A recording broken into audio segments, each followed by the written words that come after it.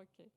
So, dear colleagues, distinguished speakers, ladies and gentlemen, I'm pleased to welcome you to the joint hybrid workshop, International Research Cooperation Opportunities Fostering EU Clean Energy Transition in the Baltic States, which are organized by two Horizon 2020 projects, PANTERA and SUPEERA. Those specific task is to help EU member states that need to improve their research and innovation, straight international cooperation, raise the country profile in the research community, and increase participation in the European Union projects, especially Horizon Europe. More detailed information about the project will be provided during the event. Before we start, I would like to provide some technical information. You are kindly invited to use an opportunity to ask questions of our speakers. Those who are joining our workshop online, you could use sliders section available directly in the landing page. The audience here has two options. You can raise your hand and use microphone, and or use slider from your mobile device. You just need to open slide.do and insert code PANTERA. The information also provided on your tables. And there you can find also short instructions how to do this. Besides everything, we would like to ask you two questions that will later will be used for the panel discussion. And the questions will be visible in the slide pool section until the coffee break. So we would like to ask you to provide your answers in the pool. Okay, to set up the scene for our fruitful discussion, we have invited the representative from European Commission to update us on the policy development and latest legislative trends. Alexandra Kronberger, Policy Officer and New Energy Technologies Unit, DG Energy, joining us directly from the Brussels. Please, Alexandra, the floor is yours. Welcome. Yeah, thank you. And good morning to everybody in Riga and in Baltics. I'm very happy to be together with you today, at least remotely. My objective is to motivate Baltic stakeholders to do even more on clean energy research innovation.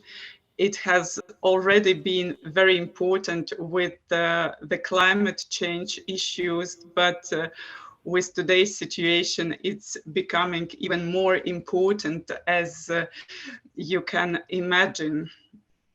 I'm launching my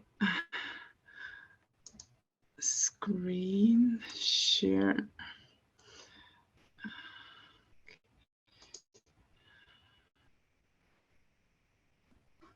Okay. Do you see it well? Oh, I think we need to go to, yeah, sorry. So in my intervention, I'd like to address briefly achievements so far, pending legislation, funding possibilities, and to inquire how Commission could be more helpful towards Baltic countries. So achievements so far, EU managed to achieve its 2020 renewable energy targets. It overperformed them by 2 percentage points. Baltics are on the green list, but none is among EU top overperformers as of today. Looking into future, Baltic states have provided the following commitments with respect to 2030. Latvia committed to go towards 50% renewables. It's a minimal approach according to so-called governance regulation. Estonia and Lithuania pledged a bit more in relative terms, and their proposal was classified as sufficiently ambitious. Where Baltic pledges were not so satisfactory, it's on energy efficiency. The pledges were considered modest at best, and I should say that none of Baltic member states were praised for their rather vague chapters on research and innovation. This is something to be addressed in the new round of national energy and climate plans, which will be launched soon. Yeah, in terms of the current situation as to research and innovation, probably the most recent set of documents are recovery and resilience plans. So Estonia is doing quite well in terms of public funding of research and innovation. But I should say that all Baltics countries are struggling to mobilize private investments for research and innovation. Estonia is the only Baltic country not underperforming within Horizon 2020. I think this I found in PANTERA documents. Please correct me if I'm wrong. And there is a drawback for all three Baltic countries. It's quasi-absence from the strategic energy technology plan, where member states cooperate on clean energy research and innovation and related aeronets. These aeronets normally result in cross-border calls. So in future, these aeronets will be replaced by a mega aeronet, so-called Clean Energy Transition Partnership.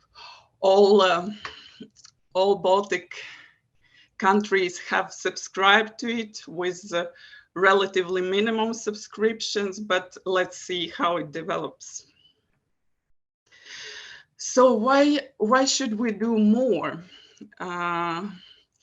As of today, we have a new edition of EU climate law, which foresees also intermediate target for emission reductions, which is 55% reduction by 2030 compared to 40% agreed 3 years ago. So it means that new national energy and climate plans will be required soon. So how will arrive at this 55% emission reduction?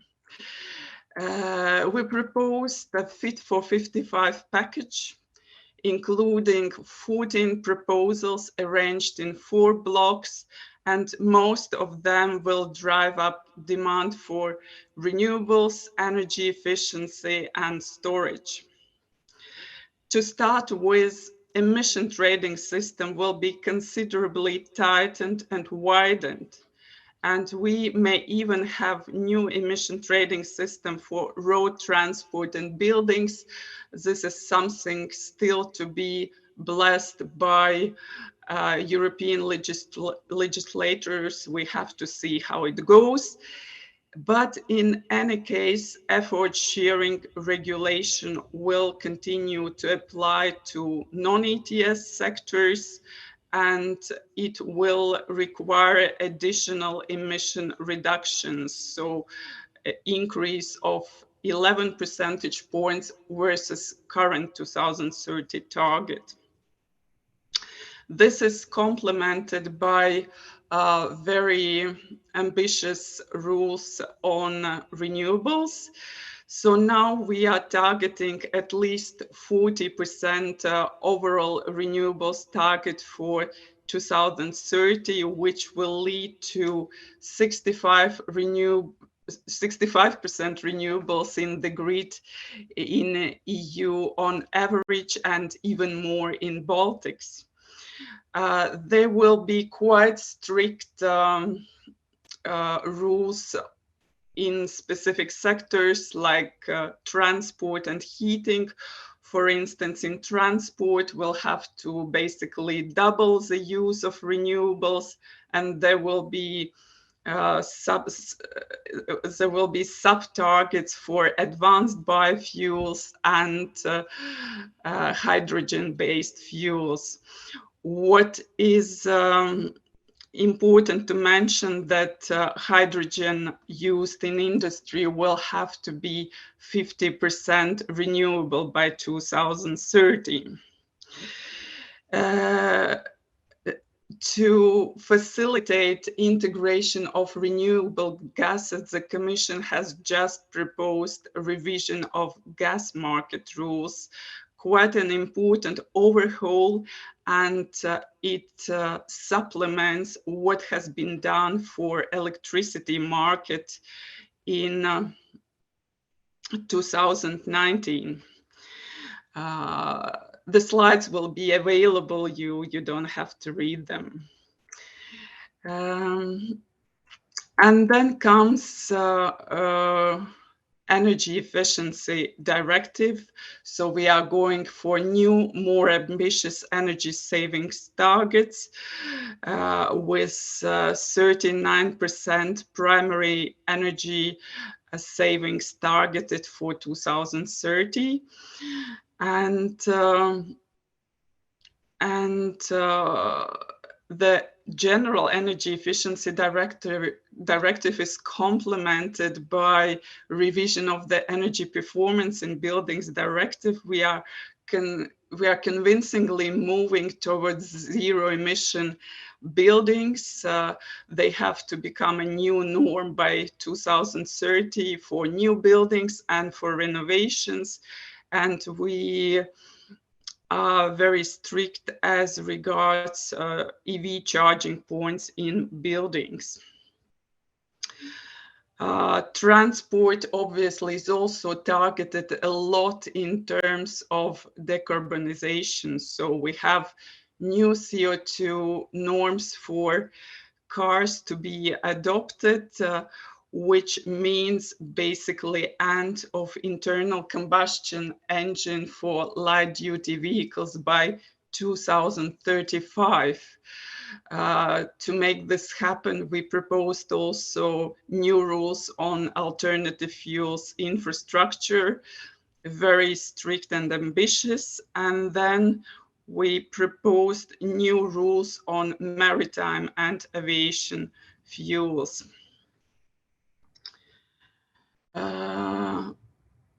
One more piece of the puzzle, Energy Taxation Directive is also under revision, or it's sensitive, but the lowest minimum rate of tax will apply to electricity and to sustainable renewables. This is something that is clear. Yeah, so I'd advise you also to check all underlying or follow-up strategies, because they describe also supply side actions. So yeah, and of course the most recent communication relates to the ongoing crisis. It's not so much on research concentrated so far, but follow-up actions may involve this. But then there are two other strategies to follow soon. It's EU solar strategy and digitalization of energy action plans. They are coming in the following months.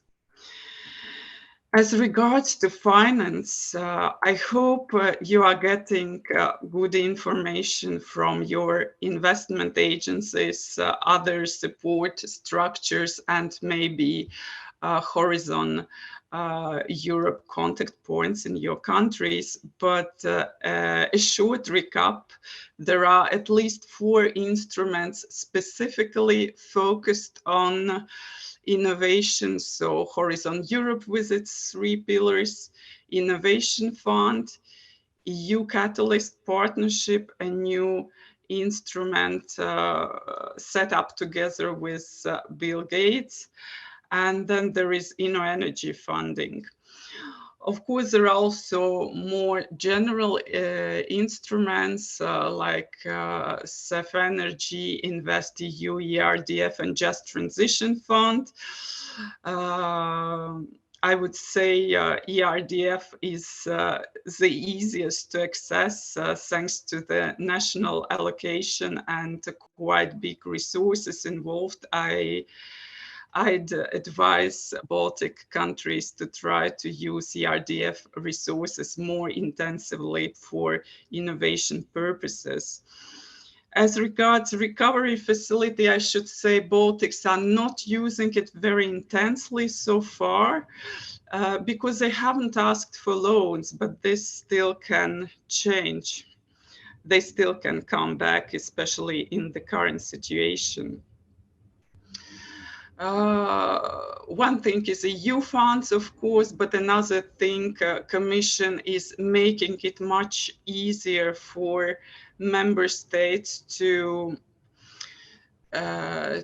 support energy projects and innovation projects from national resources. Therefore, state aid rules are being completely revised. Please take note of this and make use of it. One more piece of information, there is a new initiative, Investors Dialogue on Energy, launched. It will provide lots of tips and information and solutions as regards funding of energy, including research and innovation. And even if your entity is not a direct participant in this initiative, there will be possibility to get benefit of it and benefit from information. Open question at the end is how EU can help clean energy research and innovation in Baltics better. So, of course, we are caught in the current crisis. We don't have much resources, but we'd like to be at least a bit more helpful. We are thinking about dedicated meetings between Commission and responsible ministries or agencies. Maybe PANTERA or SUPEERA project could facilitate this. We are thinking also about shared document for questions and answers, as it would be very difficult to deal with individual questions. And a last thing, Commission would need overview of main Baltic players bringing clean energy innovations on the market and research organizations behind. So if we know this well, so it's easier to speak to ministers to say, look, you already have a potential, please increase funding of clean energy research and innovation. Thank you for attention. I'll try to answer your questions either directly or through chat function or Slido I have to discover. Thank you. Okay, thank you, Alexandra. So we have time for question. Is it anything in Slido? No, nothing. Okay, so thank you very much once again, Alexandra. So if there is any questions, we will try to answer them later on. Now we will focus on the home country, and our experts will present activities supporting energy transition in Latvia, such as a strategy, priorities, challenges, and opportunities in research and innovation. And as the first speaker, I would like to welcome the head of National Contact Point for Horizon Europe from Latvian Council of Science, Jānis Ansāns. Jānis, the floor is yours. He will join us through Zoom.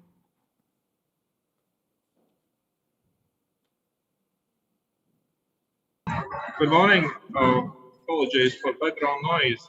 I hope you can hear me. Yes. I'm actually, we are organizing on-site event today, so it's a little bit of a coincidence that two on-site events are taking place at the same time. But okay, I'm just going to my brief presentation now. I have a session starting here at 10 as well. So, right. Well, basically, it's not really about strategy. We are Horizon Europe and Horizon 2020 National Contact Point. I'm coordinator and also health expert. I will just give you a brief overview of our participation in Horizon 2020. We don't have any real data yet about Horizon Europe. We have just the first dates that received last month, but it's very few projects which have been approved until now in Horizon Europe. So let's go back to Horizon 2020 and previous framework programs. So this is just to show that that we have pretty good participation and funding rate during the last period. So this is a baseline we had for FP7, the previous framework program. And if you look at participation in Horizon 2020, so we have quite good results this time. And why we are starting statistics in 2018, sorry, is because we had a new project starting in Latvia in 2019. It was to facilitate participation in Horizon 2020. So it was several instruments, both to universities, to research institutes, and also to governance structures to facilitate participation. So, I mean, statistics is interesting stuff, but we really hope that this investment helped our participation, as it's shown by the statistics here. So, and even if we look further back, so what we had before, excuse me, it's often said that Central Eastern European countries are doing, badly in framework programs. But if you look at our statistics, we cannot really complain. Starting from our first participation FP5 in 1999, and if we compare with the last framework, so we have a pretty good increase. And well, if we compare with our investment into research and development from the national funds, so we are probably sharing the third place in Europe together with Estonia. If we compare share of Horizon compared with our national R&D investment, it's also to show that our national R&D investment is pretty low, but either way, we are gaining more than 10% from a Horizon program. If to compare with Germany, it's only 1.2% from Horizon program. So we couldn't really complain that we are not gaining anything or we are doing badly in Horizon program. And I just wanted to say it's not universal across Central and Eastern European, of course. If you look at Poland or Hungary, then these ratios and participation rates are probably not as good, not probably, but they are not as good. But for us, for Estonia and for Slovenia and for Cyprus, I would say we are doing quite well compared with other countries in the region. And then if you go into sectorial division of projects, at first I thought that I will put up a list of the projects in clean and efficient energy, but there are so many. So basically, apologies for the small script. So the largest share we have actually is in secure, clean, and efficient energy. It's 88 participations. This big square here. So it's above all other program topics. So again, if you look at your sector, I couldn't say that we are doing badly. Of course, we can always improve. And if you look at the Estonian participation rate, they have better results. But well, everything is relative, and we always like to compare ourselves with Estonia, so we have space to grow. But we wouldn't say that we are doing badly in this sector. And then if you're looking at acquired financing, so then secure, clean, and efficient energy, it's on the fourth place.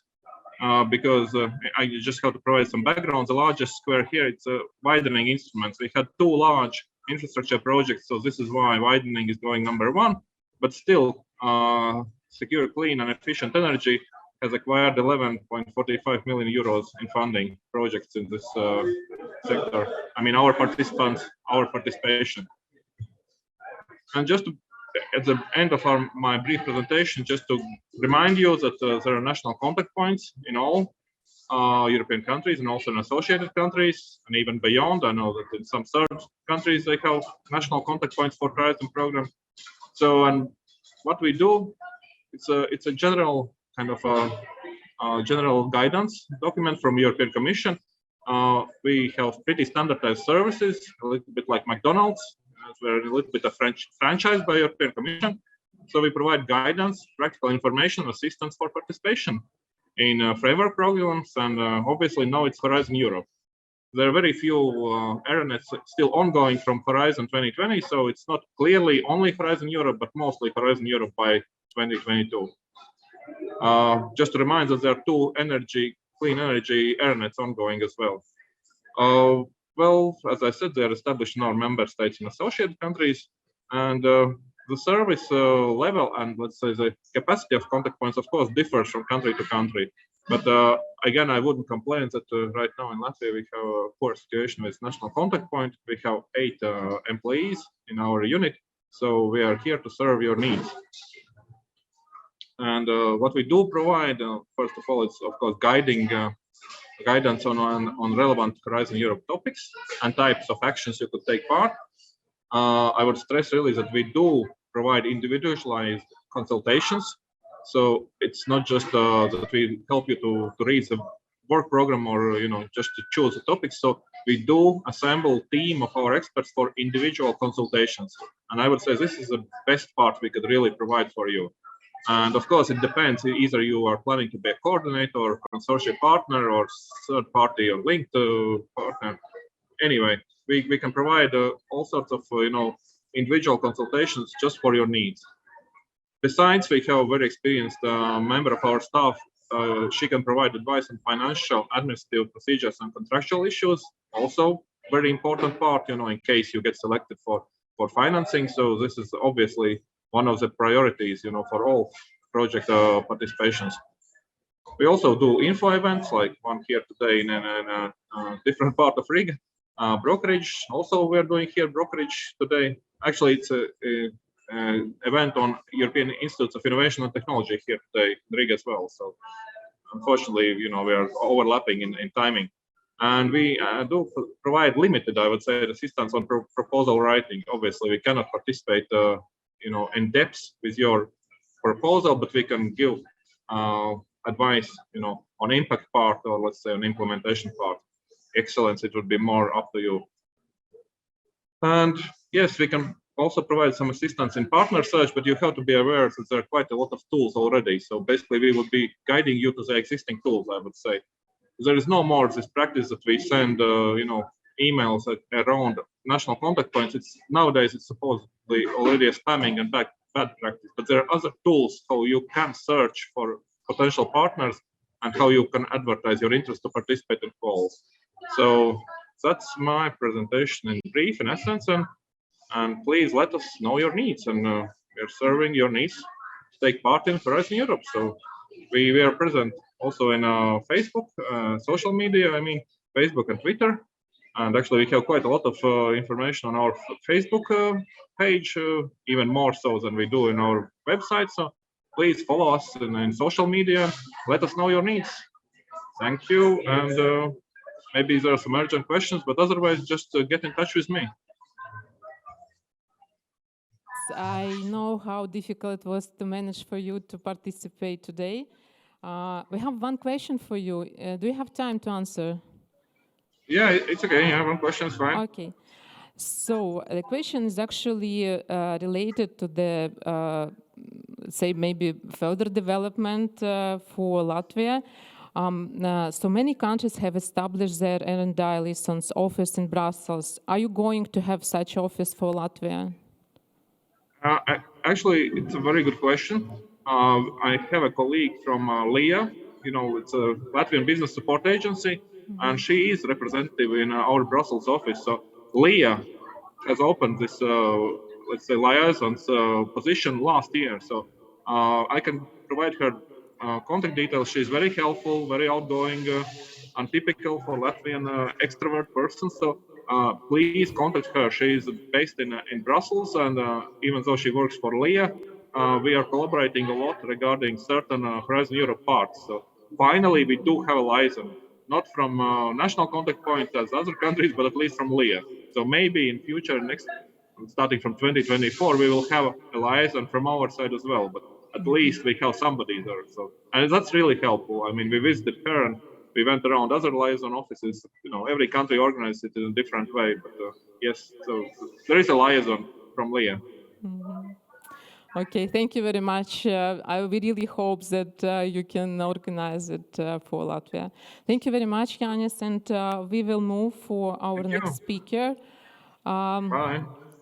Bye-bye. So I would like to welcome representative from Ministry of Economics of Latvia, senior expert from Department of Sustainable Energy Policy, Einars Cilinskis. Please, the floor is yours.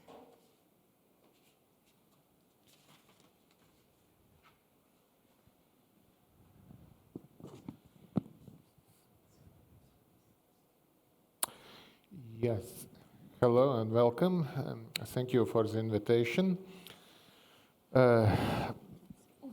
Ministry of Economics is very interested in further cooperation with scientific community regarding the clean energy transition. And in my presentation, I will try to show, first of all, what are our aims of our National Energy and Climate Plan, the way how we plan to revise the National Energy and Climate Plan, including several scientific projects. And based on that, what might be the next steps and what are the areas of interest where we would like to cooperate with scientists in future. So first of all, the National Energy and Climate Plan, the idea is pathway towards climate neutrality, of course, in a competitive, cost-efficient way. And of course, to achieve these goals, we need research and innovations. The Latvian existing National Energy and Climate Plan, we have several targets, and of course, one of them was already mentioned. It is 50% in final energy consumption, with specific target of modern biofuels and transport sector and greenhouse gas emissions by 6%. And actually, energy efficiency savings. Interconnections is not a problem. Currently, theoretically, is not a problem, but of course, regarding the current situation and the necessity to desynchronize from Russia energy system, interconnection might still be a problem. Then I will not come through the National Energy and Climate Plan. Of course, we have actions in all the areas. You will probably get the slides and then look at our actions and plans. But for example, in electricity sector, of course, we need to have more prosumers and energy communities. We have lagging behind in the renewable energy like wind and solar. Solar is catching up recently. Wind is still some problems which we are solving. And then, sorry that not everything is in English, but actually we have these new revised plans, and not all of them are already fully agreed, and they are not agreed in the European level, but probably we will go to 55% to the final energy consumption. Of course, greenhouse gas emission reductions in non-ETS sector will be substantially increased. And then, according to the plans, there are specific targets, a bit higher targets for modern biofuels and specific target for synthetic fuels, which might be hydrogen or synthetic methane in transport sector, and more increased targets in energy efficiency. So what we are doing to go to these targets, of course, the first thing is scientific background for that. Therefore, the Ministry of Economics have a 3 years agreement with Institute of Physical Energy for development of energy climate times model. Currently, they are working on a bit older Markov model. And based on this model, to see how we can reach 2030 targets and furthermore to the climate neutrality 2050. But energy and climate model is not enough. We need to look at the influence to the overall economics, and therefore we have agreement with Latvian University developing computed general equilibrium or CGA model, and to look at what this climate policy impacts will be to the further economy sectors as well as social sectors. And to ensure that in a good way, we have as well technical assistance project from the European Commission, which I'll show in next slides. And here is one of our existing scenarios. We see that actually the green, it is our actual energy sector or electricity sector, and as electricity consumption because of electrification will grow, that is and the amount of renewables by 2030 in electricity sector should reach 80%, and we should replace import with even some exports. That are our current scenarios. As I already mentioned, we have technical assistance with several, including actors, leading companies, Trianomics, as an A3 modeling, which is they are modelers specifically for developing the CGA model, and Riga Technical University also working on times model. And so we have, by the end of the year, to have functioning both economic and energy models, and some kind of report of modeling results and system integration. System integration is the crucial question of that. Because more electricity, then it needs how it can be accumulated in the whole energy system. We have also in this program, we have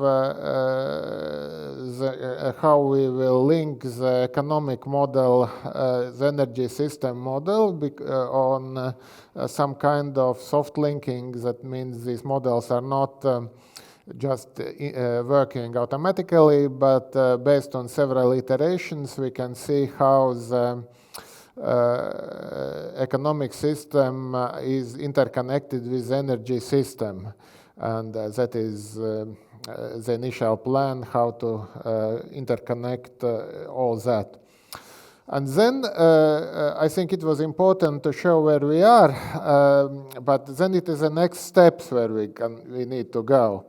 I just took one slide from International Renewable Energy Agency, RENA, showing innovation trends in the power sector. And of course, it is very powerful. We need to look at even artificial intelligence, different kind of blockchain approaches, Internet of Things, then hydrogen, power to heat, and all that. And it seems it's quite a challenge because we don't have adequate, maybe scientific knowledge in all these sectors, but anyway, everything of that is approaching. And to finalize, and I looked also a bit at the paper of this conference, and then I looked what might be the areas of interest. And of course, it is not some kind of exclusive list, or there might be many other areas of interest. But where we have already some scientific background and research already. And it is a positive energy districts, energy communities, both in the building sector and also we maybe look at the rural energy communities. That is partly similar, but it is some additional challenges. And then electric mobility, mobile shift, and the modal shift might be modeled in a way, and maybe there not only these energy system models, but our scientists are experienced in system dynamic models as well, which might be better for modeling the experience, how the people react on different situations. And then of course, what to do in district heating systems, how to integrate solar energy in both electricity and heating system. Maybe to look, we have some research already in some kind of new types of solar cells, for example, perovskite-based solar cells, which most likely is a near future of solar energy. And of course, we are interested in second generation biofuels regarding biogas. And as well, our scientists already have experience in second generation liquid biofuels and on regenerated oils and so on. And that are our maybe proposals, or some of our proposals for future research. And thank you for your attention. If there are any questions, or if there are further cooperation with the ministry, that is my email address, and we will be glad to answer questions. Thank you. Thank you very much, Einars. And we have a question. The question we received during your presentation, I hope that you will be able to answer. Are there any plans to increase regional research and innovation cooperation in the power sector with other Baltic states and the Nordic countries?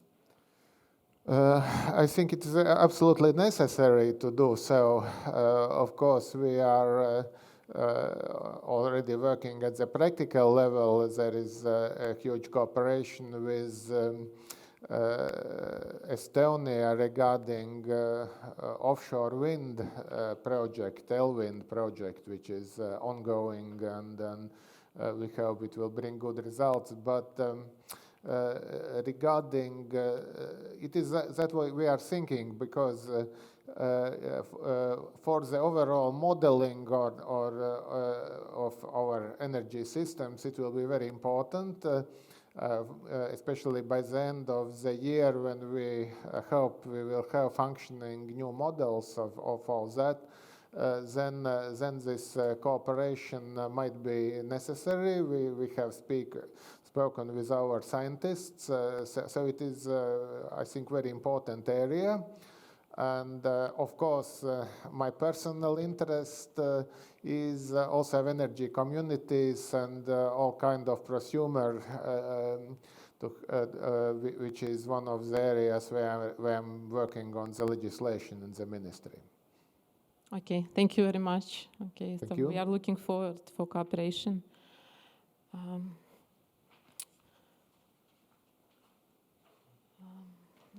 So now we are moving to the section devoted to the all Baltic countries, which are considered as the low activity countries in European research and innovation community. However, we do not always agree with this definition, and perhaps there is a number of small shortcomings that can be solved, for example, sharing experience with each other. So let's try to do this, and our speakers also, the next speakers kindly agreed to share their experience on the project implementation. And as the first speaker, I would like to invite Latvian representative, Dr. Anton Kucuns, Head of Development and Research Division, and transmission system operator, Augstsprieguma Tīkls, and he will give us some insights into the large infrastructural projects. The floor is yours. Thank you.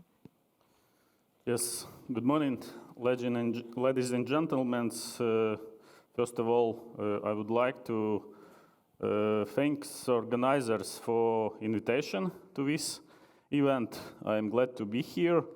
Today I'm representative from energy industry.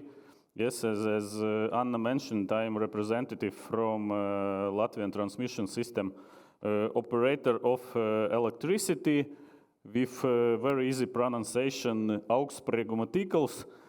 But in any case, of course, we have a short abbreviation AST. And then I have been asked to present AST experience with implementation of project of common interests. But I would like to say what from AST side we also try to use a lot of opportunities for co-financing from our European resources, such Recovery and Resilience Fund. Yes, we received some co-financing from this. Also, AST participating in some Horizon projects, but to be honest, we are regulating business, regulating by transmission tariff, and then our main accent is for CEF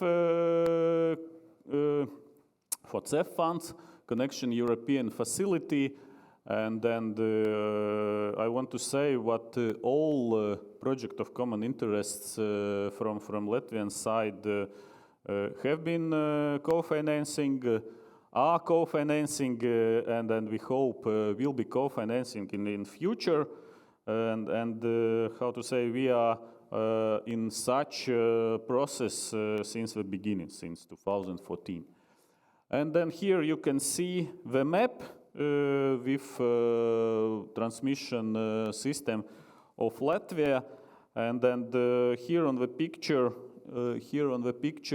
there are 3 transmission projects have been implemented by the last year, and then the 4 of projects are in the implementation process. For some of them, we received co-financing rate 50%, for some of them 45%, and then for synchronization projects, I don't know, as you know or not, Baltic countries had strategic goal to synchronize till 2025 with continental Europe through Lithuania-Polish interconnections and disconnect from Russian power system, and then of course due to geopolitical situation at the moment, we as system operator, we have very big pressure from politicians as well, how to say, to desynchronize as soon as possible. Yes, of course, maybe I can say what technically we are ready, but in any case, we would like to do this in qualitative mode, and how to say, this goal could be achieved in 2025. Total co-financing rate from Europe for Latvian projects at this moment is more than 250 millions. And then maybe I will briefly to discuss about project and then which challenges we have, I hope what will not have in the future. First of the projects, project of common interest is Kurzeme Ring project. This is network reinforcement in the western part of Latvia. As I mentioned, such project has been included in first PCI call, in first CEF call in 2014, but initially project has been co-financing from TNE funds as well, and then part of the project in western part, one part of transmission line has been constructed from TNE funds and co-financing, and also environmental impact activities also have been co-financed from TNE. But third part, bigger from distance point of view, also part have been co-financing from Connection European Facility Fund. And of course, we did our homework with preparation of all necessary documents according to TNE regulation to receive co-financing, and then we did it, but about challenges.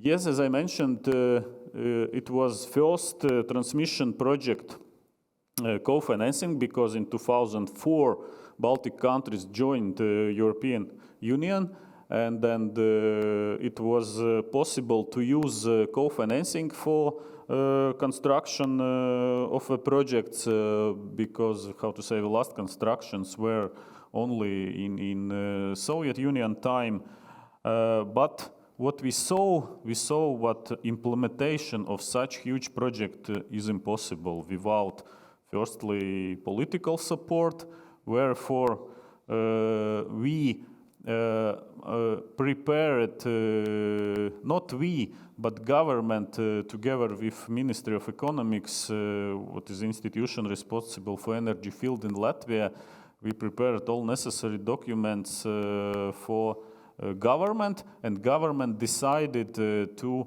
allocate status of national interest object for such project. What is good for this? Yes, we have participated in all public discussions. We did all necessary activities from environmental impact point of view, and then we saw huge opposition from society, from landowners, owners. Okay, it is clear because, how to say, it was practice what please go for my neighbor garden, not in my garden. But what is good with status of national interest object, what if landowners or something similar would like to go to the court with disagree of implementation of project, he cannot stop construction permit, because timeline is very ambitious for all PCI projects with co-financing especially, and it was, how to say, the main step what we did it, and how to say, we used it for our projects, and then we will use, I think it is in future, because political support is essential. And another thing, this is difficulties with procurement procedures, also a lot of applications received for interest for construction, because costs are huge, more than 100 millions. And then, yes, how to say, we had a lot of claims in the court, and then these, of course, delayed implementation of a project. And then we signed agreement with constructor in 2016. And during 3 years, we constructed such project. But as you see, we have started project in 2009. And then you can calculate it is around 6-7 years only for preparation of all, procedures and then pre-studies. But in any case, project has implemented successfully. The next project, what also has been implemented and commissioned in Latvia together with Estonian TSO Elering. This is third Estonian-Latvian interconnection. The goal of such project is to increase cross-border capacity between our countries, for stable and secure synchronous operation after desynchronization from Russia power system. And yes, we had the same procedures. Project also has been included in all necessary European and national development documents. And then the part of a project which was related to environmental impact activities has been co-financing from TNE funds, and then the construction and design from CEF. And then also some reinforcements have been implemented during such projects. But about challenges, the same as in previous project. This is national interest object status, and then it was really helpful because we had the same problems as with Kurzeme Ring project. And then the next huge problem was during public discussions and environmental impact procedure. We saw what also for some areas with density populated areas, it was not possible to go through with overhead line, with cable line. Answer from landowners and then municipalities was no. Why no? Just no. And then yes, we decided in stage around 60 kilometers to go together with railway mega project Rail Baltica. And yes, we had a common decision during public discussion and environmental impact assessment. But problem was what Rail Baltica project is delaying. What we have agreed during public discussion, it was forgotten. And during implementation, we also try to, to be in the middle between interest of railway and between interest of transmission network. But in any case, taking into account some problems and challenges, we implemented this project in common corridor together with Rail Baltic project. Of course, Rail Baltic is not constructed yet, but it will be done when it, when we will receive the construction permit. This is second thing. And then, yes, in 2019, COVID started, and it was also impacted to the project implementation, and then maybe more from constructors' resources, because it is difficult to implement such project by one constructor. It was necessary, to prepare community with a lot of construction. I think it was 3 of constructors, and then yes, due to restriction to crossing the cross borders, some of people cannot move to Latvia for construction. But in any case, we also solved it, and initially project implementation was planned by the end of 2020. But due to all these challenges, how to say, Commission was prepared in March 2021.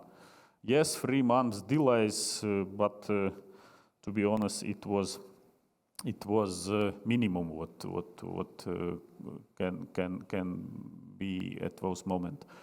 And about synchronization project is ongoing, and then for such project we received maximum co-financing rate from Connecting Europe European facility. It is 75%.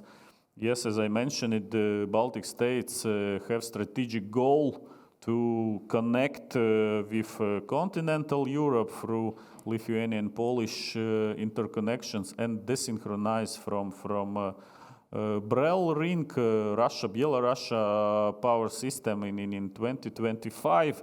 And of course, a lot of things should be done. Also, without political support, it is impossible, and all political decisions have been done in 2018. Before this, we Baltic TSOs, together with Polish TSO, had a lot of studies to evaluate and investigate how it could be possible during different modes, in isolated mode, in mode without interconnection through Lithuania, Poland. And based also on political decision and studies in 2019, Baltic TSOs together with Polish TSO signed a connection agreement with European TSOs, where one of the annexes was a catalog of measures what Baltic TSO should be implemented before synchronization. At this moment, synchronization project is divided in 2 phases. First phase is internal network reinforcement in Baltic States, and then 3 synchronous condensers implementation in Baltic States, and then also frequency regulation and automatic generation control system implementation.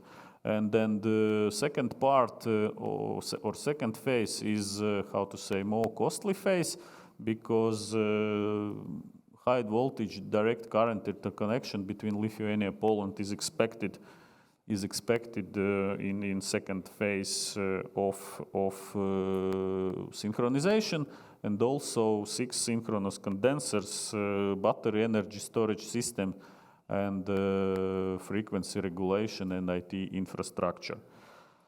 Yes, at this moment, date of implementation is 2025, but in any case, to be honest, we are looking also for urgent synchronization due to geopolitical situation at this moment, and then, how to say, we need also to prepare some legal aspects, because technically we are ready to synchronize, because auto transformers in substation Alytus are installed, and then, how to say, if this situation will happen, if we will be emergency desynchronized from Russia system, technically we are ready to synchronize. How much it will cost, it is another question, but technically we are ready. Yes, all synchronization activities, as I mentioned, are co-financing from Connecting European Facility fund, and then support is around 2 billion euros. Very briefly about synchronization phases. For first phase in Latvia, it is 2 interconnections between Estonia and Latvia, also with increase of transmission cross-border capacity.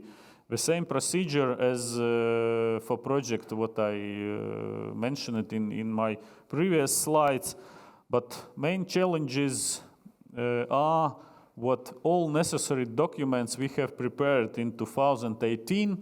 Agreement with constructor has been signed in 2020, where costs have been calculated based on previous situation. But now we see absolutely different situation, and then costs in 2022 increased dramatically. And then how to say, this is the main challenge. And of course, we are with close contact with constructors. Of course, no one is interested to stop the implementation of the agreement and then start new procedures because how to say, timeline of implementation of a project is very ambitious, as I mentioned it. But we'll see how situation will develop.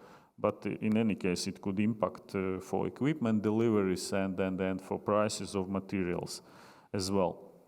And then the two things what could be mentioned as also innovative solutions in Baltic states, because at the moment we do not have synchronous condensers in Baltic states.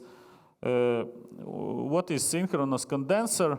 Synchronous condensers is equipment which is necessary to provide sufficient amount of inertia to the power system, and it is necessary, how to say, if frequency due to emergency situation dropping out dramatically, synchronous condensers for several seconds, how to say, will reduce such dramatical decrease process, and then will help our automation, how to say, to start activation and then to provide reserves to the system.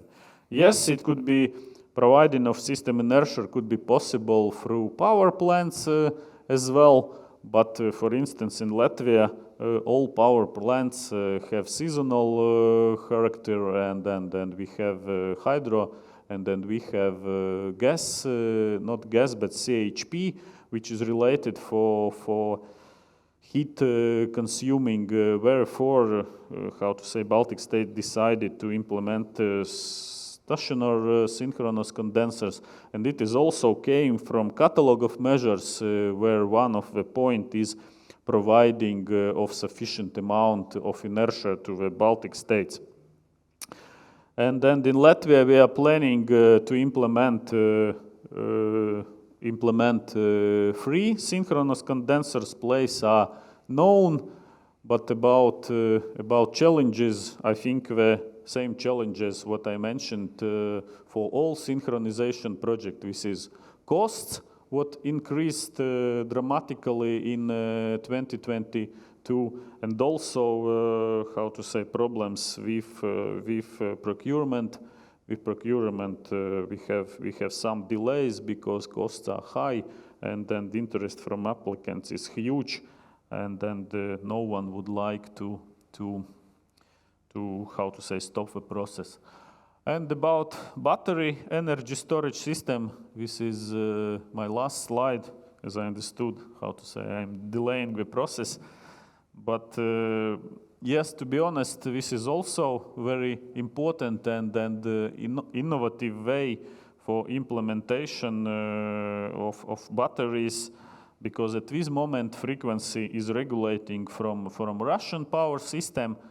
How to say, we are providing only balancing of our net exchange, but after synchronization with continental Europe, we will oblige to provide primary and secondary reserves to the system, and then BESS is one of the solutions to do this.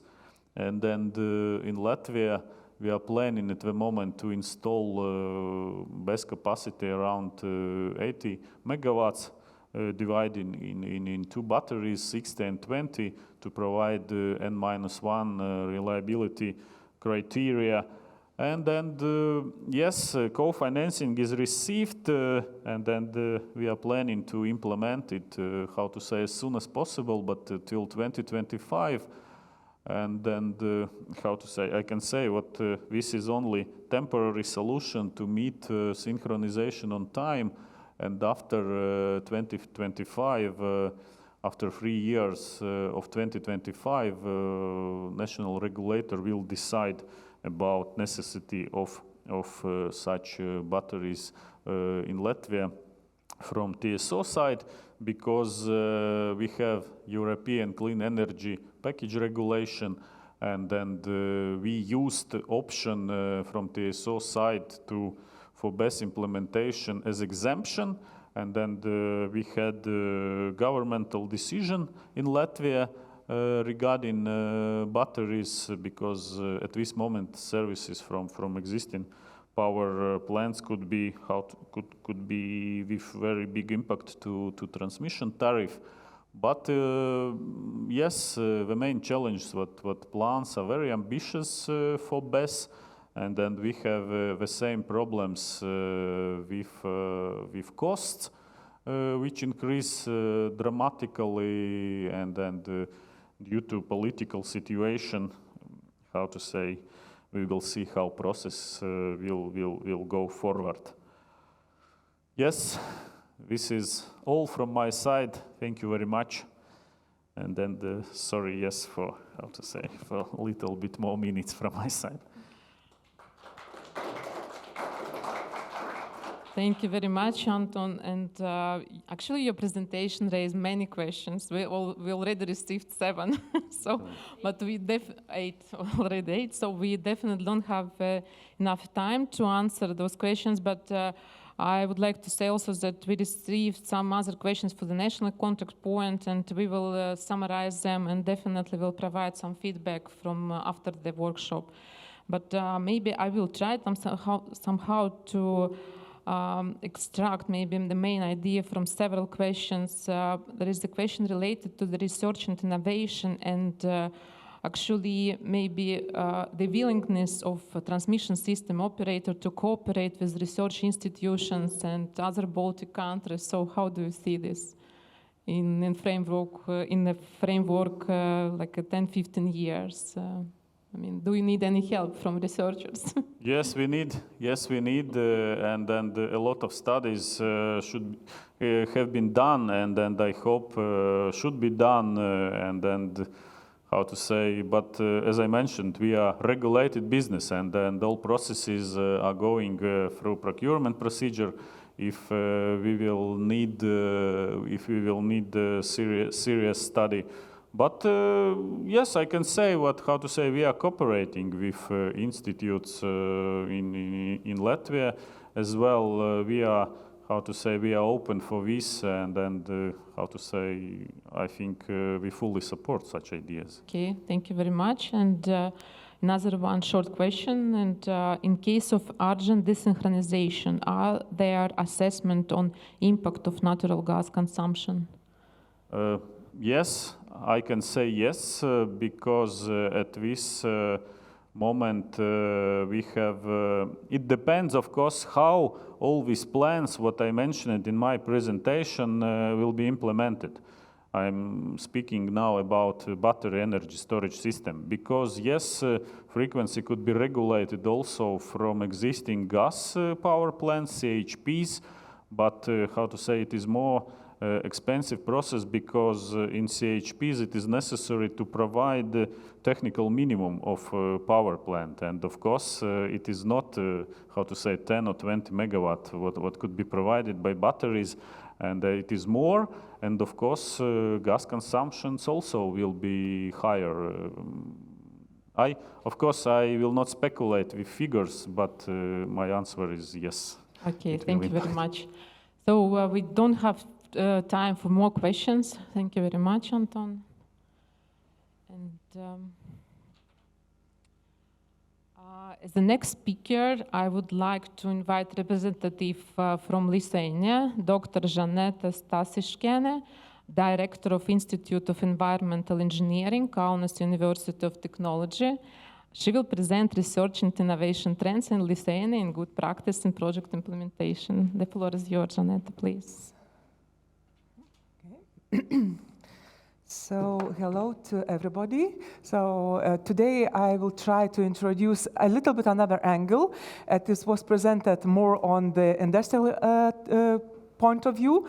So from my perspective, it will be more from science and research. Of course, maybe it's too ambitious to say that I represent the energy trends of Lithuania, because the main research center for energy in Lithuania is Lithuanian Institute for Energetics, and Deputy Director of this institute, Rolandas Urbonas, is here, and you definitely can ask me more questions to him.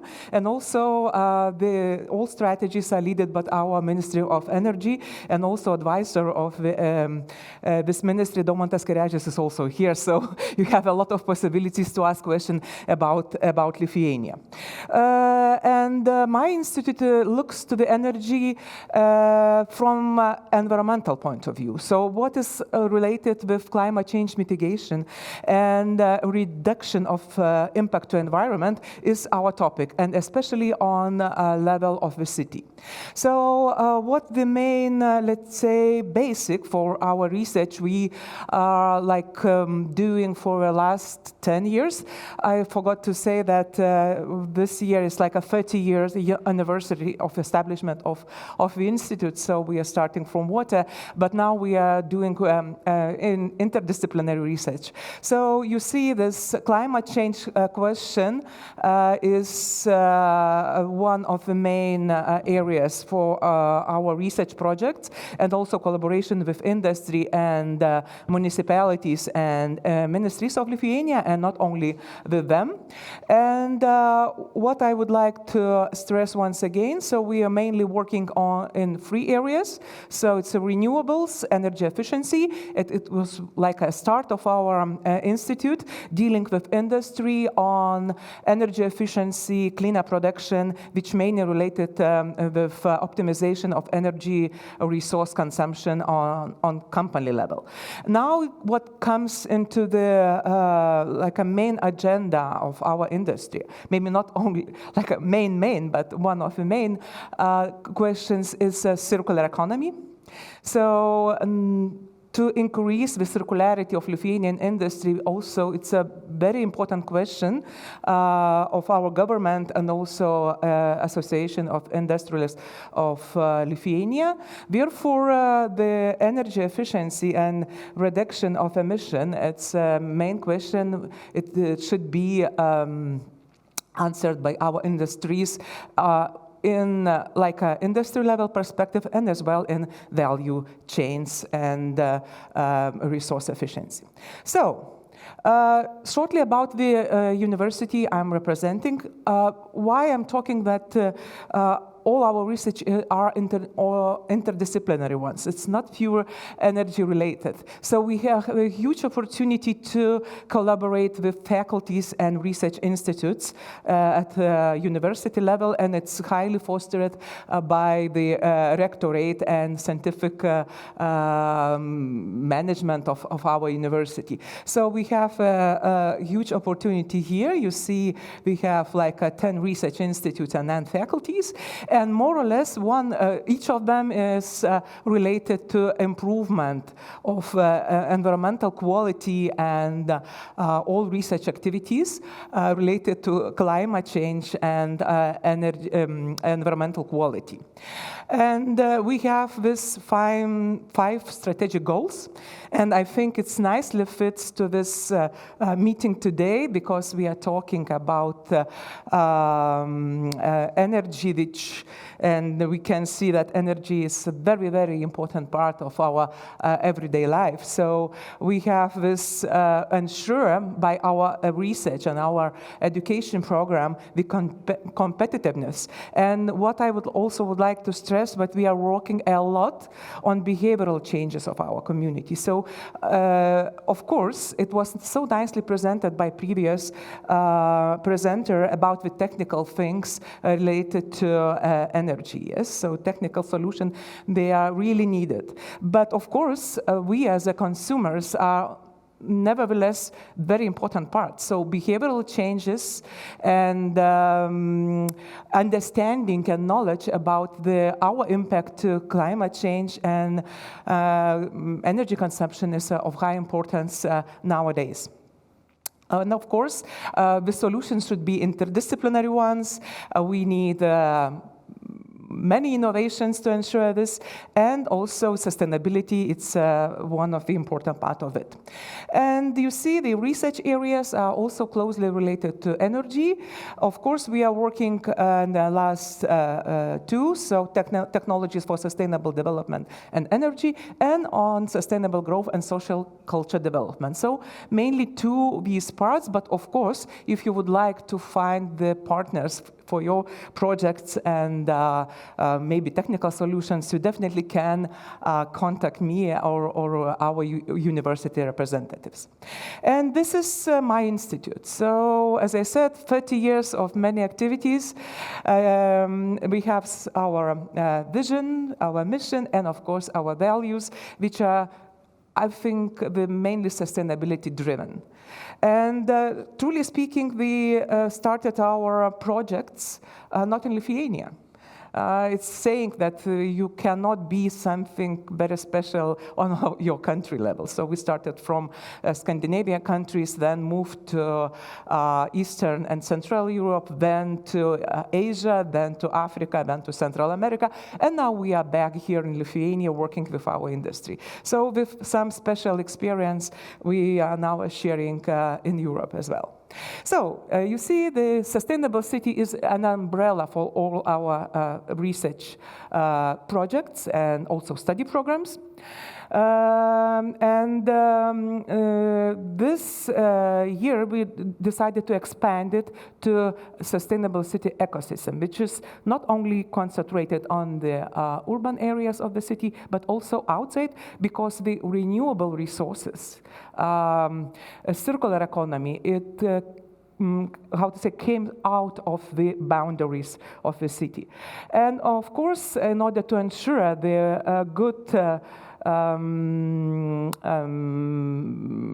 personnel to our industry, to our ministries, we have these two study programs, so master study program on sustainable management and production, and we have already 18 years of experience in this master program, so many our alumni working in industry and also in ministry, so we are happy of that.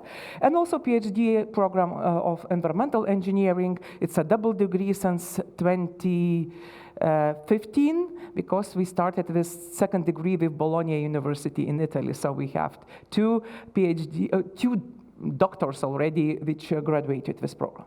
And now about our concept. We are as a living lab. It's not only theoretical projects. We are trying to find out what is the main interest of our industry, and trying to collaborate to hear what they are talking, what we are saying, and to find the solution for them. And here you see with integration of research, entrepreneurship, education, and location. So once again, I would like to stress that we are not working alone. We are using all competences of our university from different faculties, from different research institutes. So what the new topics are coming in our research agenda, it's artificial intelligence, and we are training our students, our PhD students, as well. We are looking for new contacts and artificial intelligence for climate change mitigation. So this is of high interest of us. So I think it's a huge perspective in this area for research and as well for industry. Another very important thing, we are basing our activities of Lithuania's energy innovation ecosystem. And truly speaking, I had an opportunity recently to hear the voices of Lithuanian industry, because I was coordinating the project of Lithuanian industry transition to circular economy, and energy question is very high, of high importance there, because according to the terminology, according to the description, the energy question in circular economy is one of the most important, I think, not only materials, not only technologies, but not to increase the amount of energy as well. So we are trying to also to find or to provide in discussions with our national funding, the appropriate financing, human resources, infrastructure, product and services.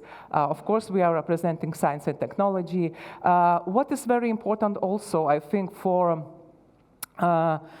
fostering all innovations related to energy, to sustainability, to circularity, yes? So it's a regulatory environment. And I think this was mentioned many times by representatives of different countries. Then they are talking about the circularity, about energy efficiency, and especially use of waste for energy. So this is another very important topic to consider. And of course, our consumers.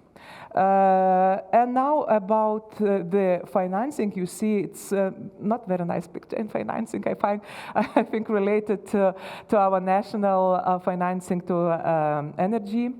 Therefore, the main source for us, for projects, is EU funding, and it's a really high competition there. You definitely know, because I believe everyone tries to apply to this funding, especially to the new programming period, Horizon Europe and Horizon 2020 and some others. So we are not restricted only to the Horizon, but also looking for some other financing possibilities. And I should say that we had a very nice project on policy changes, on policy development, which was financed by European Climate Initiative, by German Federal Ministry for Environment, Nature Conservation and Nuclear Safety. And this was collaboration by all Baltic countries. Was led by Adelphi from Germany. And then we have a representative from Lithuania, Kaunas University of Technology. From Latvia was Riga Energy Agency. And also we have Tartu University from Estonia. So we have this nice project. Of course, the pandemic changed our possibility to meet and to talk and to exchange our experiences, but we use this opportunity and have online meetings and discussions and webinars and exchange of our experiences. It was like we are exchanging good practices, and here is good practices on mobility. Why I'm stressing that we are not working only on optimization of like energy networks, energy equipment, but also to the energy consumers. So here we have this good practices on mobility, because the transport impacts our environmental situation and energy consumption, I think on the second place. So this nice example from my city, from Kaunas, on mobility optimization and mobility system, it was very nicely met by our project partners.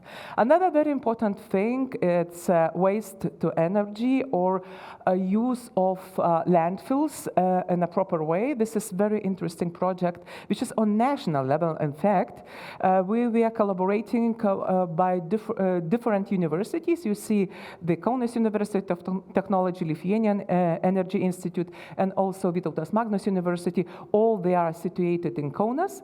So we are evaluating the possibility how to employ the landfills to ensure the proper energy production on using renewable sources, and so on. And two more projects. It's on Interreg. It's a very nicely collaboration with different municipalities, different business cases. So the energy is also related to mobility. And we're really proud that one of our students got this presidential award on the master thesis from this project. So the employment of electric cars, creating the specific system to ensure the efficient energy consumption and improving air quality on the city level. So this is very important project, and this project got prolongation, so we are really proud of this. And another one is low carbon. It's on behavioral changes, also policy changes to, in different municipalities and different cities. So as I would like to stress once again, we're also working not only technical issues, but also on the educating, training consumers, inspiration for municipalities to integrate new projects, new technologies, new ways of let's say, change the citizens from prosumers from consumers to prosumers. And what I would like to say that just yesterday, it was like a deadline for Horizon. So we supply one of the project, cooperative network for ECT tools and social science effectively connecting consumers, prosumers with the electricity market. So it's more related to how to foster our consumers to understand the importance of prosumerism. And we do believe that all our consortium will be successful on that, and we really encourage also to work not only on technical issues, but on change of behavior as well, because we think that we cannot solve a problem by using the same kind of thinking we used when we created them. So I really encourage all of you to change your mind, to educate, and to exchange your experience, because it's really worth to do. So thank you very much. Thank you, Jeanette. First of all, I would like to wish you good luck in the evaluation of your application. And another one, thank you very much sharing with us so different experience. It's really important when you have such various projects. And we have 2 questions for you, but I will ask you to be very quick. Okay. So how your institute accelerating the R&I activities in the development of energy communities? Okay, so as I said, it's not like we started from the white page. We had very nice collaboration since the start of our research activities. First of all, with the industrial companies, and then via interact projects, in fact. So after our municipalities get known, what we get knowledge what we are doing. So we are inviting us for training municipalities, also to make some solutions, exact solutions for energy efficiency on company level as well. And yeah, so especially now on the municipality level, it's like a behavioral changes, the motivation for this.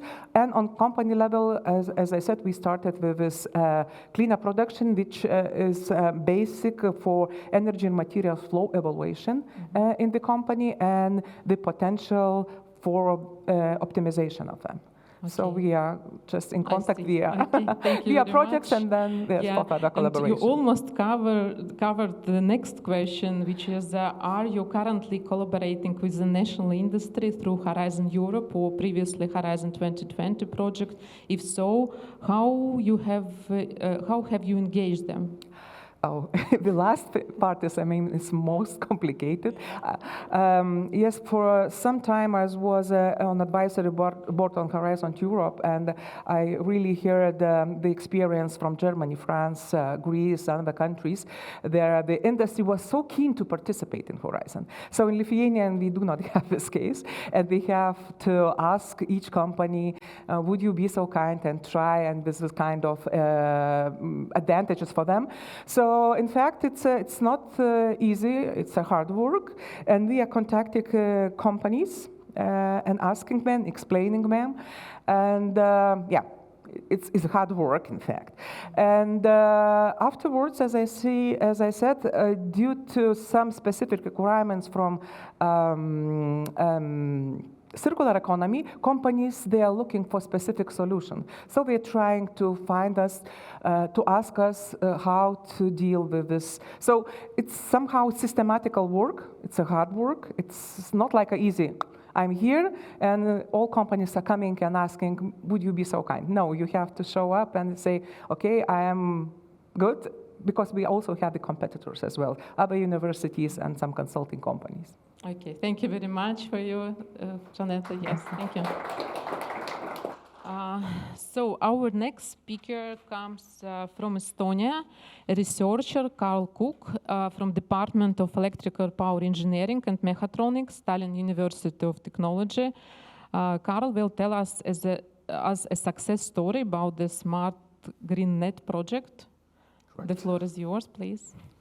Thank you very much. Good morning, everybody. I've been delighted to be here, and I've been asked to give a presentation on a case study which we have now been part of. It's the Smart Green Net project, and where it started from need, because as universities, the industry always contacts us and asks us that, help us, please, because our workforce has settled itself in a conservative view regarding the power grid and the energy grid. So educate them, provide them insights into research and innovation. And then another company comes, and then we ask our partners in Germany and Lithuania, and they say, we have the same problem. There's about 2,500 energy companies in Europe. So how do we change the understandings among the workforce? So that's what the Smart Green Net project set out to do, to take those restraints off. The Smart Green Net project was fully funded by the European Commission under the Horizon 2020 program. And the core idea was to provide fast uptake educational packages for the industry, for the current workforce, and for the future workforce regarding, people who will be working for companies in 3-5 years' time.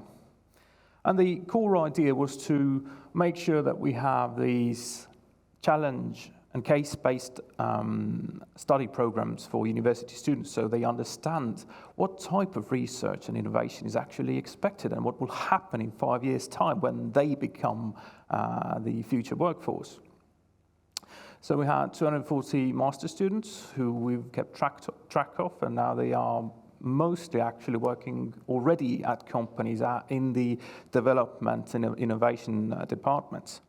And another objective which was very important for us was to create these short-term blending programs for the current workforce, for industry to take up in a quick manner, and they've been utilized over the past year, and they are still going on as new workers come into play, and they need to be educated on what's possible and what's not. So the initial idea was to educate 170 participants, but we actually had 1,600, and it's still ongoing and growing.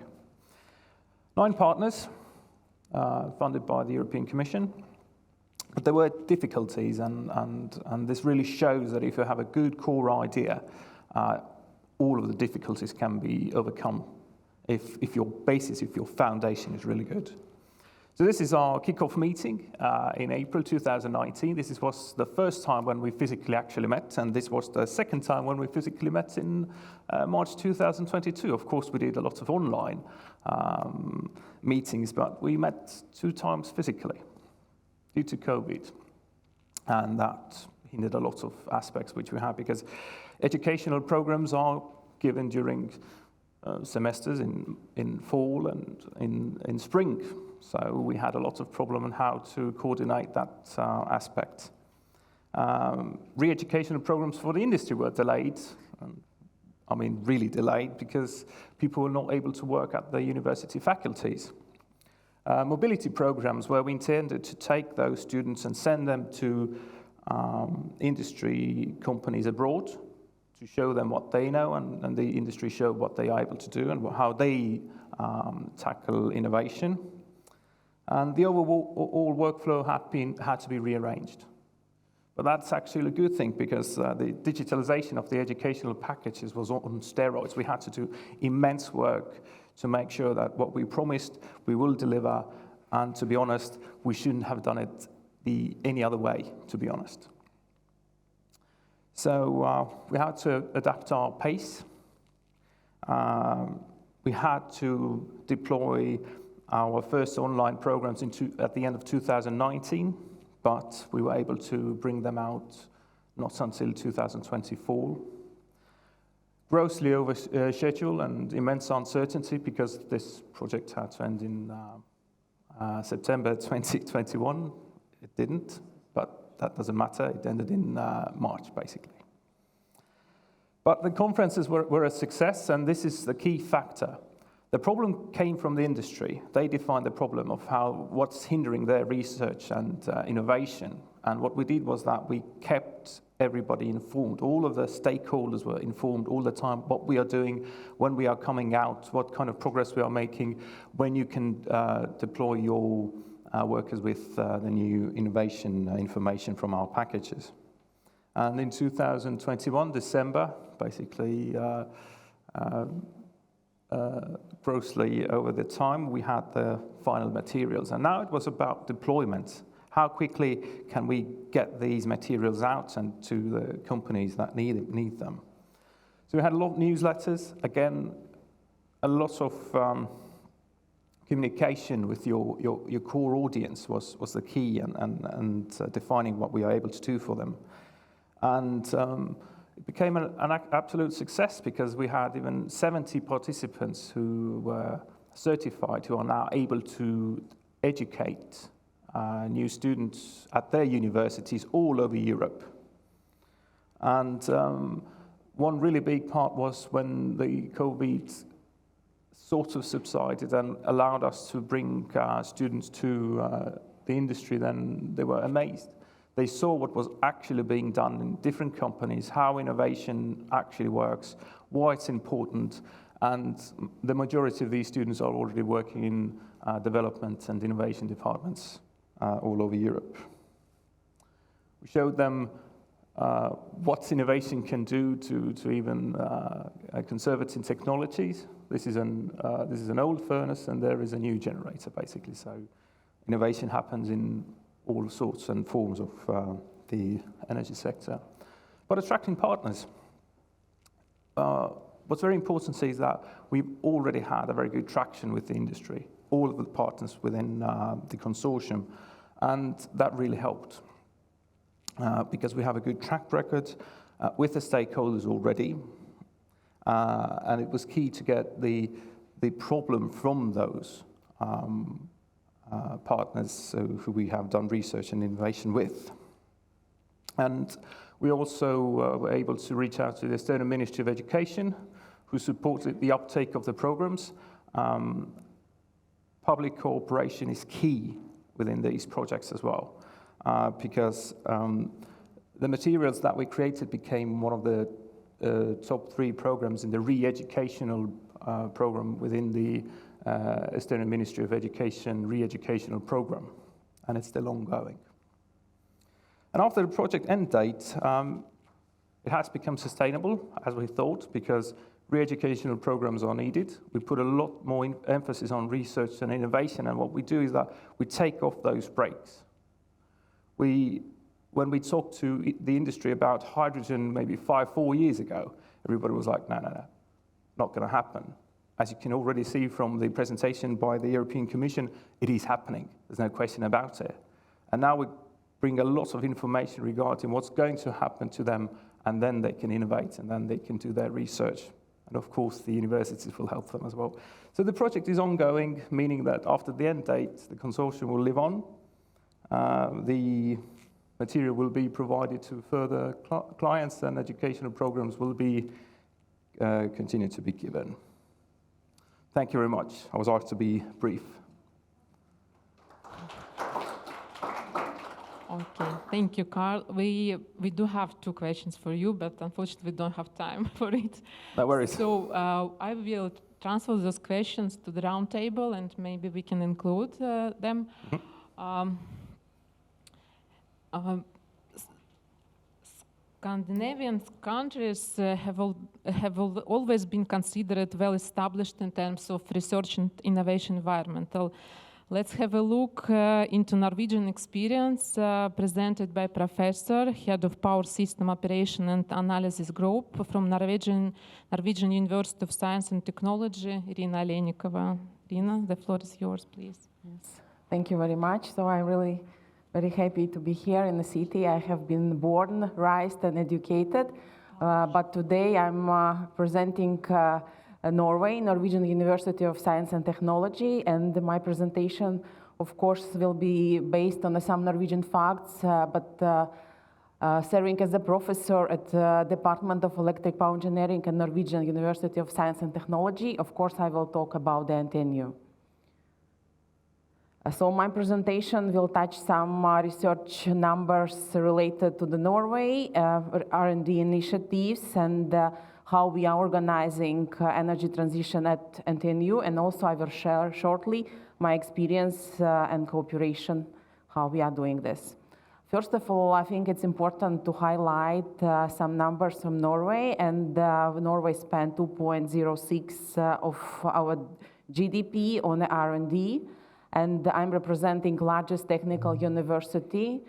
And we have 42,000 of students and 9,000 of employees. We are located in 3 beautiful cities, and we have the main campus in Trondheim, where also our department is located. And also important to highlight in connection to the clean energy initiative, what we have climate, the environment, and clean energy is among the 6 priority areas in a long-term plan for research and higher education from 2019 and 2028. And as well as we have very strong Norwegian research fields in, let's say, at least 2, which are highlighted here in the slide: renewable energy and climate change are contributing to the same issues.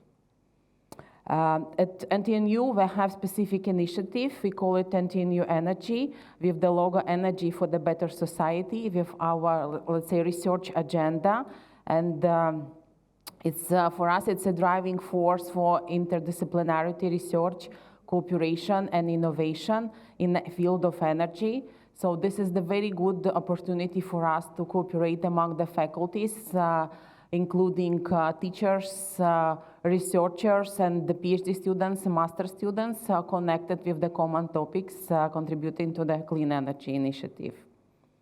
And it's very, very useful serving as the platform and the community with the idea to boost interdisciplinary research and collaboration and innovation through developing common strategy, initiating common activity, and creating common meeting places corresponding also to the Horizon calls together.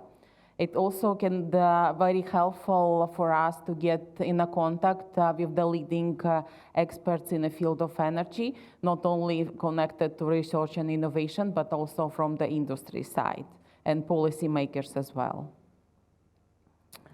And so we are organized in teams. So far we have 9 teams, and also we have had team helping us with the communication, innovation, and funding, consultancy, and collaboration part.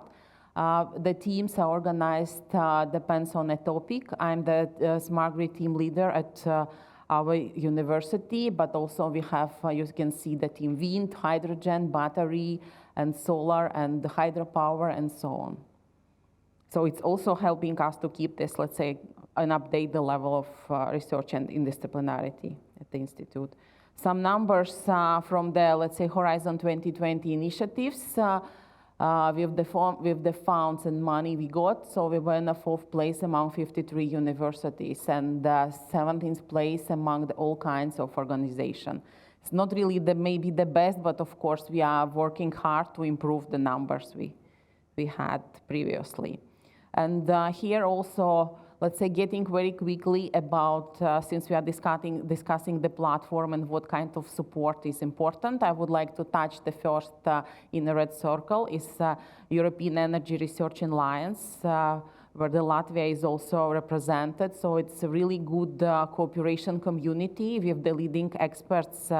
In our case, of course, it was connected to the smart grids, which give us the great opportunity for the organizing common projects, responding to the calls, and supporting us with the brokerage, regular brokerage event. So yeah, due to the time, maybe I will not go into the details to the rest. My presentation will be also shared. So in case you will have questions, please, you can contact me later. About the national and the international activities, so of course we are cooperating with industry. In our case, it's transmission system operator Statnett and other Nordic TSOs. We are participating in the national state research programs and the international research programs with research organizations and supporting international collaboration with other university and policy makers. And here also is important, as I said, about ERA. So we have two teams in my department, Smart Grids and Solar, which are directly connected to the European Energy Research Alliance, as well as we are using the very well-known engineering society, IEEE. We are using international smart grid activity when Norway is taking, let's say, very active part in that research and cooperation with International Energy Agency and ETIPS-NET initiative under European Commission. So we have regular meetings, we have common documents together, discussion papers, position papers, and one papers. One of them will be shown also at the end of my presentation. Also, we are actively in a SIGRE, so it's a good opportunity also to get younger specialists, our master students, PhD students, to the SIGRE network. And yeah, we are also chairing some initiative at the IEEE in the blockchain technology. From the local perspective, important role is serving Norwegian Smart Grid Center to create network and improve interaction between industry and our department. So this is also, let's say, another channel to communicate and cooperate with researchers and the industry. Also, our last activities was the feedbacks to European Commission to the action plan on the digitalization of energy, and also feedback to NSOE Research Development and Innovation Implementation Report. And now we actively also commenting and contributing the new, let's say, Horizon Europe program for 2023-24.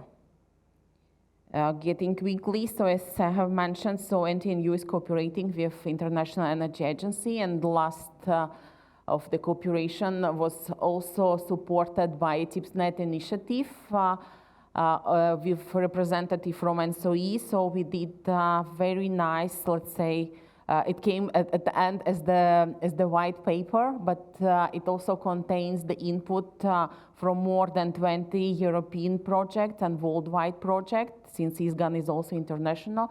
So we have also US, Canada, Korea, and India on board.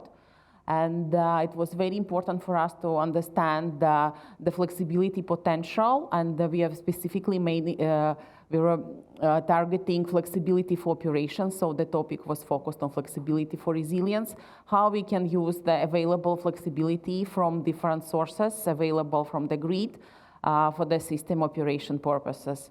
And of course, we had observed many cases, case studies, and international, let's say, experiences. Also, we had input, as I said, from NSOE, and it was really important for us as the researcher to get this kind of feedback from the industry on the topics what we are doing. Yeah, so, and maybe last, just to give the example about the national cooperation and also international cooperation about the research and innovation project when we are working together, Norway and Sweden. So the project is led by our transmission system operator Statnett with the researchers from Norway and Sweden. And the idea here is to develop new methodology on advanced system protection scheme applied to the power grid. So we have also very high, let's say, prices on the energy market this winter. So, and we are really trying to improve the technical system parameters to develop new methods and techniques how to design system protection. Also maybe to check how can be improved the methodology for transmission reliability margin used by system operators in Nordic and Scandic. So it's really very challenging, and this is great opportunity to cooperate with industry, and also our PhD students and master students are involved in this project. Yeah, so yeah, Then, and very last, the laboratory equipment is super important since we are not only researcher on a paper and a computer, so we like to work also with, let's say, devices in the lab. And this is a bit virtual picture, so we are building a control center of the future in our university. It will be located next to our department, will be used to, let's say, develop, deploy, and train new methods, tools implemented for system operators in the future, but also to train our master and PhD students in that. Yeah, so you can find more maybe information in my slides if you can press the link. So we call it the Power Globe project. And then I think I have no more time to, but yeah, I will be available also during the panel discussion, and I'm really happy to be here. Thank you for invitation. And yes, thank you very much. Thank you very much, Irina. So we will skip the question part. And of course, I would like to thank all our speakers for this part. And I suggest that we continue our discussion after the coffee break. The coffee break will be extended for 5 minutes. And please come back 11:45. Please do not forget to answer the questions in Slido. Please do it because the Slido pool will be closed in 5 minutes, and then we will use it for the roundtable discussion. Thank you very much, and see you in 15 minutes.